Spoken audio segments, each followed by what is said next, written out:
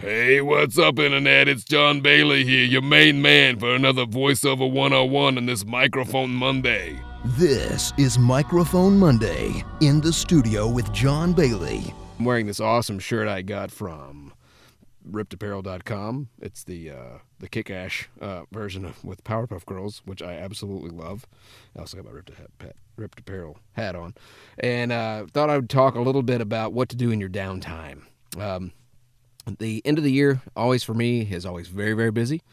And the beginning of the year gets very slow. January, February, March, for 5 years now, every time that time of the year comes around, it gets very, very, very slow for voiceover work, for auditions, for sessions, for whatever. There's still a little bit of it coming in, but when you're a full-time professional voice actor, that can really hurt because you end up having to dig into your savings, or you really, really tighten up on your budget. You might have to cut a few luxuries or something just to keep on going and not have to get a secondary source of income. I have a secondary source of income, but it's not 100% reliable. I do a little bit of writing and production work for a startup animation company up north. It's just YouTube stuff for now, but hopefully that'll increase. And so I decided to do a video about what do you do when you have downtime. Well, one thing that you can do is practice. Practice makes perfect. And one thing I like to do is I always keep my ears open. If I hear a cool voice on TV or the radio or on the internet, I always make a tendency to try to remember that, or I carry around a small digital recorder that I have. And if I pick up a cool voice that would make a good character voice, I'll record that so I can remember it for later. Because an audition might come up with a character that describes that type voice and be like, hey, I heard something like that before. I should try that and see if that works. You can always perfect your auditioning process. Auditions can be very difficult. You have to remember, depending on how you audition for the job, you might be up against 1,000 guys or girls or both, or you may be only up against a few. The jobs that I book most often that I actually audition for, I'm not up against that many people. So that's one of those, the who you know is more important than the audition itself, because the fact that you know the person who got you the audition, you may not be going out to as many people as it would be if you're going to voices.com or Voice123. You're up against literally hundreds and hundreds and hundreds, sometimes thousands of people. In that situation, the fastest you can get it done is the most important, because sometimes, even if you're not 100% what they're looking for, because they heard it early, they might go ahead and go for it, because who has time to listen through hundreds of auditions? That's the reason why they leave those windows open for a very limited amount of time. They don't have the time to listen through hundreds and hundreds of people just to get the exact right sound, especially with the non-union, low-budget stuff, because that's the majority of what you'll get from voices.com or Voice123. Another thing you can do is go to a voice coach or a voiceover seminar, or voice, they have the lectures and workshops, and there's lots of different names for them. Just be cautious when it comes to voice coaches or workshops or seminars or whatever label they're under. Be careful what you pay for. Make sure that that's within your budget. Make sure that you're not spending too much, because you'll find that a lot of the information that voiceover seminars and workshops and coaches have to offer, a lot of that information you can find on the internet, or you can find from reliable, trustworthy voiceover coaches like PatFraleyTeaches.com or PatFraley.com. Some of that information that they offer that you're paying a lot of money for, because you have to include travel expenses, the plane flight, usually that's not going to be a local thing. You're going to have to fly to Atlanta, you're going to have to fly to New York, you're going to have to fly to Vegas, you're going to have to fly to Los Angeles or wherever it might be. Plus you have to worry about room and board if it's a 2 or 3 day seminar. You have to figure in all those expenses. Are you really going to be able to get your money back from that investment? Because if you have to think about it, add in the cost of the flight, the room and board, and the workshop. Let's say the workshop's a $500 animation course. Animation is one of the most hardest things to get into. Most hardest. My mother would kill me. She's an English teacher. One of the most difficult areas of the voiceover industry to get into.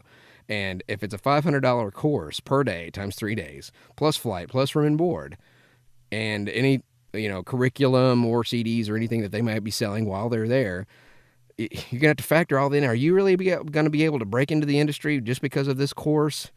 You're going to find helpful information at all of these things. There's always going to be some information that's going to be valuable to you, but is the value of that information worth the cost that you actually put into it?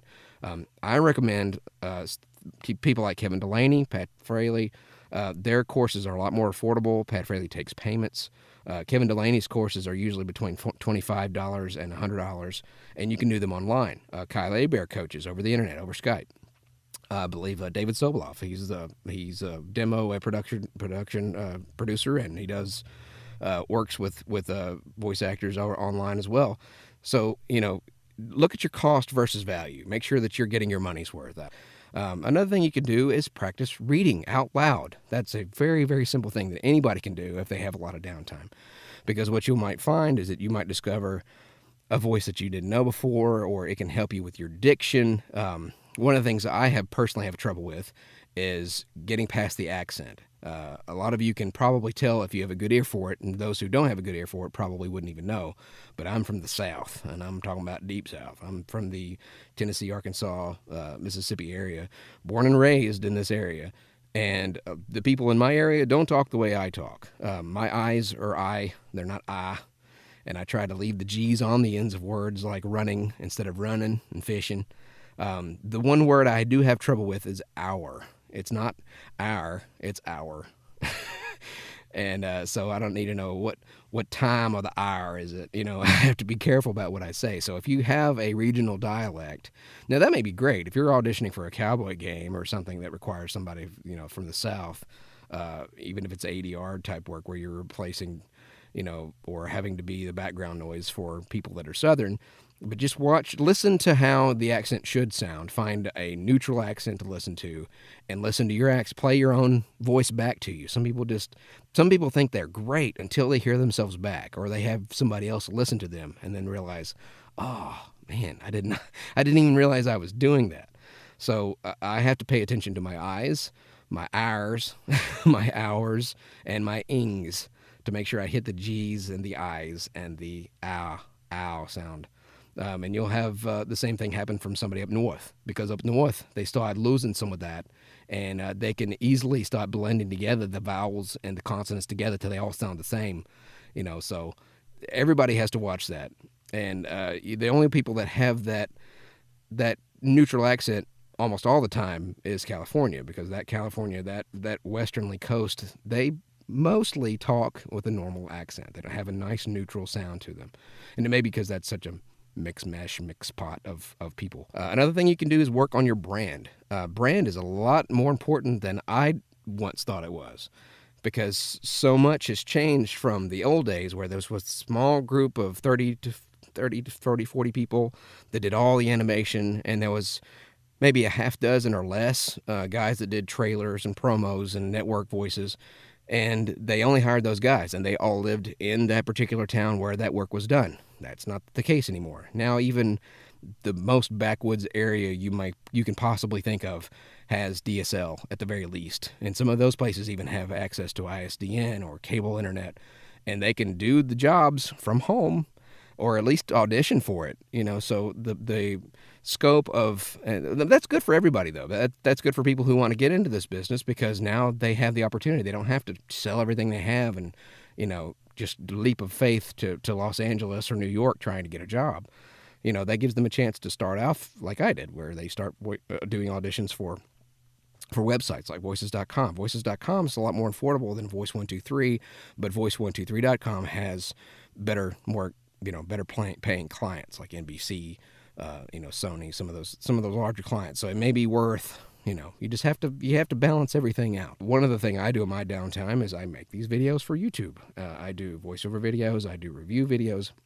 I always play to your strengths. My strength right now is in characters, voice matching, and movie trailers. So I got this particular toy from BigBadToyStore.com, who is nice enough to partner with me. And I do little commercials for them that plays to my voiceover abilities. And you can get your superheroes from the link below at BigBadToyStore.com. And I do character reviews of the characters as the characters. So I do Chris Hemsworth reviewing Thor. And that's one way where I can play to my strength. It's a good practice for later on. And it may help somebody else out. You never know. Or at least entertain somebody at the very least. It's at least, that's creating a brand for myself. Everybody has a different type brand. Everybody should try their best to be unique. When I do a movie trailer review, I do it movie trailer style, rated PG-13. Django Unchained, the most awesomest bloodbath you'll ever see, in theaters this Friday. And I'll do a movie review like that sounds more like a movie trailer because, I do movie trailers. So everybody can play to their strengths, and maybe you'll find your own niche, and you'll be able to find something that helps you to create your own brand. You work on your website. You can work on social networking, get in touch with the people that are involved in casting, the people who are involved in producing, directing. You can find their names in the credits of everything that's out there, and you might be able to find them on places like LinkedIn. So, a lot of people are fans of the people who do the characters on these types of things, or they are the voice of CBS. But, the guys that you want to get hired from are going to be the casting directors. You need to, and trust me, these guys they're cool about talking about what they do. If you say, hey, I'm a really big fan of your work, they don't get to hear that very often. So find out who they are, strike up a conversation. It never hurts to ask. As my wife always said, the worst they can do is say no. Of course, her voice sounds much cuter and more southern than mine. So, anyways, that's all for this Microphone Monday, what's left of Monday. Hopefully you have a great week, and stay tuned for more voiceover tips. Got Transformers Tuesday coming up tomorrow. Be giving away some stuff, and we also have Walking Wednesdays is another one of my branding things. It's when I get a chance to do walking, doing different walking-y things. And Thursdays are usually a free day. Just do whatever on Thursday. Fan Fridays, I take questions and answers from people who may be interested in voiceover work, or they're interested in me doing voices for them, or interested in my opinion about a movie or a book or a game. And Saturdays, I do superhero reviews like this one from BigBadToyStore.com. And Sundays, I usually do movie reviews. And next Sunday, I'll finally get caught up and get my Iron Man 3 review out, as well as a few other ones like Guilt Trip, which I did not feel guilty about taking that movie back to Redbox when I was done with it. Anyways, hopefully these tips helped you out, and during your slow time, maybe you can better yourself, better your career, and helps you push forward in your own endeavors. Anyways, have a great evening. Make sure to subscribe, like, and share. Thank you very much. Bye.